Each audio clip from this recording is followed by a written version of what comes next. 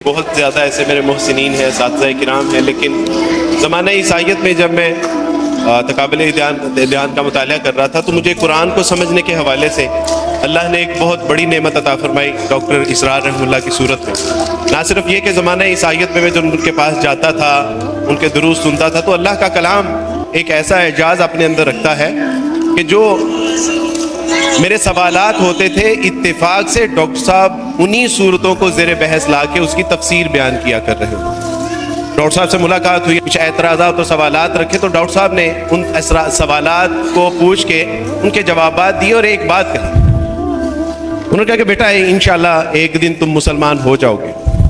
تو میں نے کہا کہ ڈاکٹر صاحب آپ کیسے کہہ سکتے ہیں؟ تو انہوں نے کہا کہ آنے والا وقت بتائے گا۔ اچھا، پچھلے دنوں آصف حمید بھائی کو میں یہ عرض کر رہا تھا کہ جب آپ اس پہ کتاب لکھیں نا، کہ ڈاکٹر صاحب نے یہ بتایا تھا کہ ایک وقت آئے گا کہ جب افغانستان کے اندر سے امریکہ ذلیل ہو کے نکلے گا۔ انہوں نے بتایا تھا کہ روس، چین، پاکستان، ترکی اور دیگر ممالک کا ایک بلاک بنے گا۔ انہوں نے بتایا تھا کہ پاکستان کا سیاسی منظرنامہ کیا ہوگا۔ انہوں نے بتایا تھا کہ ہم کن لوگوں کی روش اختیار کریں گے۔ جہاں پہ ان باتوں کی پیشن گوئیوں کے اوپر آپ کتاب لکھیں گی، لکھ دیجئے گا کہ وہ جو آج 6000 سے زائد لوگ مسلمان ہو چکے ہیں، ان کی تعلیم و تربیت اور دیگر معاملات میں حقوق الناس نے جو کردار ادا کیا ہے، اس حقوق الناس کے پیچھے اگر عبدالوارث ہے تو عبدالوارث کے پیچھے ڈاکٹر اسرار رحمہ اللہ کی پیشن گوئی تھی کہ ایک دن تم مسلمان ہو جاؤ گے۔ اور جب میں نے کہا کہ ڈاکٹر صاحب ہاؤ اٹس پاسبل، تو وہ کہنے لگے کہ وقت بتائے گا۔ اور آج وقت نے بتا دیا کہ اس درویش کی پیشن گوئی ایک فرد کے لیے نہیں بلکہ 6021 لوگوں کی، نہ جانے یہ سلسلہ کہاں تک چلتا ہے۔ آج ڈاکٹر صاحب تو ہم میں موجود نہیں ہے، لیکن سچی بات تو یہ ہے کہ ڈاکٹر صاحب ہر لمحہ ہمارے اندر موجود ہیں۔ کوئی ایسا دن نہیں، کوئی ایسا ہفتہ، کوئی مہینہ، کوئی لمحہ ایسا نہیں ہے کہ جس دن ہم ڈاکٹر صاحب کو دیکھتے نہیں ہیں، سنتے نہیں ہیں، سیکھتے نہیں ہیں۔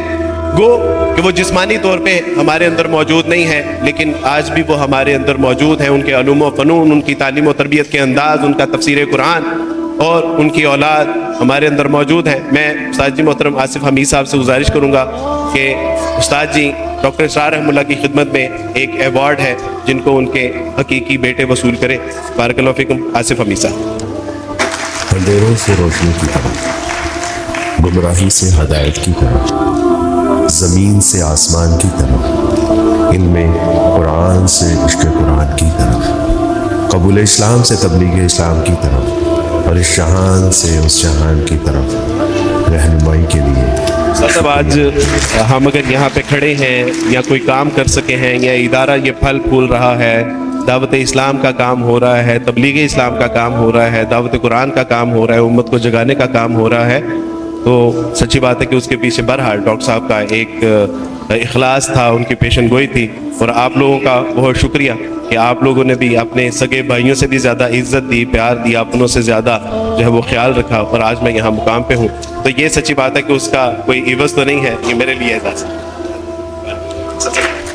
اندھیروں سے روشنی کی طرف، گمراہی سے ہدایت کی طرف، زمین سے آسمان کی طرف، علم قرآن سے عشق قرآن کی طرف، قبول اسلام سے تبلیغ اسلام کی طرف، اور اس جہان سے اس جہان کی طرف رہنمائی کے لیے شکریہ میرے استاد۔